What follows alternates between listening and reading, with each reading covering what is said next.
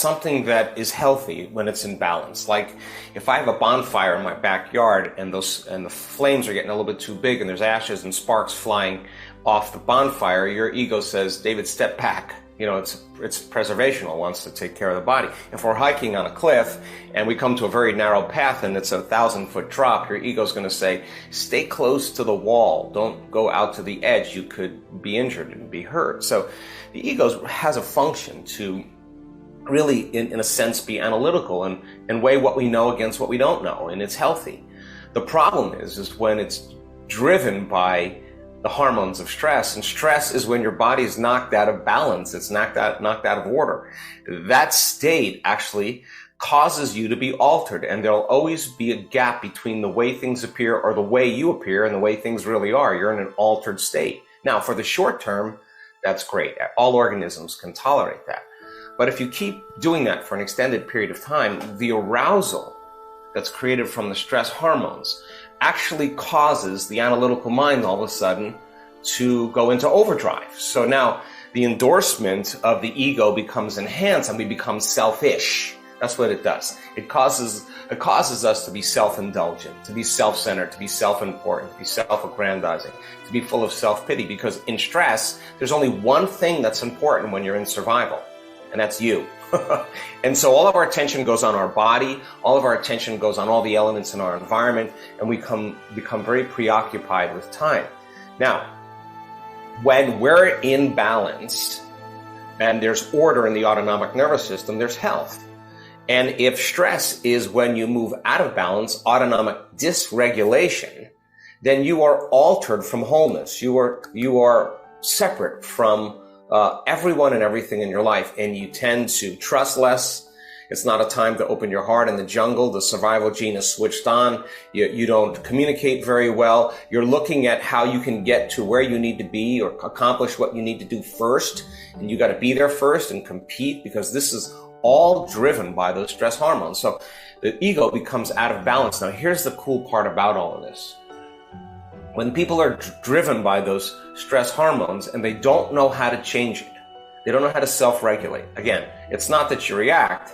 The question is, how long are you going to react? If they don't know how to do that, the problem with most people is they start analyzing their life within the emotion that's disturbing them. Now, emotions are a record of the past. So what we see on brain scans over and over again, when you start overanalyzing and overthinking in a selfish way, 100% of the time, you'll make your brain worse. And that will have dramatic effects on your body. So when the heart is racing because it's pumping blood, but you're sitting in a Zoom call and you're smiling and you're looking at that person in a Zoom call and you're thinking about ways to murder them, you're producing those chemicals, but you're not running and you're not fighting and you're not hiding. So what happens is the heart is pumping against a very closed system, and it moves out of order, it moves out of balance. And now the autonomic nervous system, which controls and coordinates all other systems in your body, is out of balance, and that dysregulation causes disease. So then the fundamental question is, okay, can I trade fear? Can I trade anger? Can I trade competition? Can I trade frustration, resentment, impatience, hostility, hopelessness, powerlessness, whatever, anxiety, for an elevated emotion? Can I learn how to dial down those stress hormones and practice feeling elevated emotions? Turns out you can do that. Now, the real question is, when you're in your heart, you're not so selfish. In fact, when there's a change in blood flow to the heart and oxytocin and nitric oxide is released, you tend to want to give. You tend to want to consider the whole. And you lead with your heart. You're not separate from anybody. You're functioning as a community.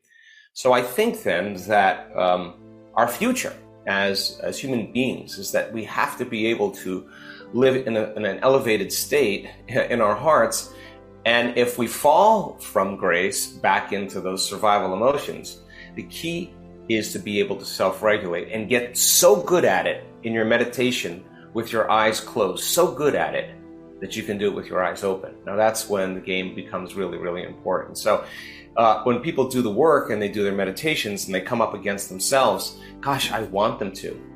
I want them to come up against their fear in the week-long workshops. I want them to come up against their impatience. I want all those thoughts that come up that say, I can't, it's too hard, I'll never change, it's my ex's fault, it's my boss's fault. I want those thoughts to be right in their face, and I want to give them tools to let them know that right on the other side of that thought, right on the other side of that propensity to want to get up and quit, right on the other side of that emotion that's keeping them connected to the past, if they're willing to sit in the fire, to sit with themselves, and instead of getting up and quitting on themselves, learn how to self-regulate and create brain and heart coherence, I guarantee you, every time they go a little further and they produce those victories add up. So what's the side effect of that?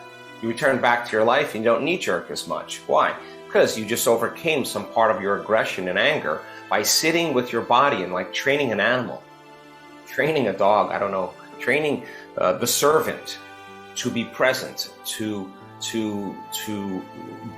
be greater than the body as the mind, to execute a will that's greater than those unconscious programs. And what we found out is when people actually apply some type of formula to be able to do this, every time they bring the body back into the present moment, it starts liberating energy. So there goes the frustration, there goes the impatience, and all of a sudden, the unknown, which tends to be such a scary place for most people, is the present moment. You see the side effect of that is the person's more present. They're less preoccupied with all the things that people spend most of their attention on. Now, so you overcome the ego, you overcome the personality. There's nothing wrong with it. It's just you got to be able to lay it down.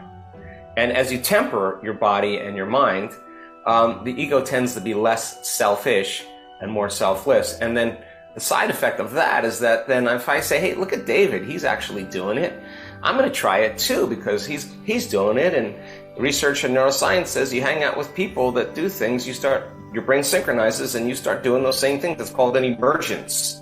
That's the birds all moving in the same direction. It's a school of fish moving as one mind and one heart. If you study that, you think there's one leader, like that everybody's following a leader, like a top-down phenomenon. It's actually wrong. It's a bottom-up phenomenon. Everybody's leading.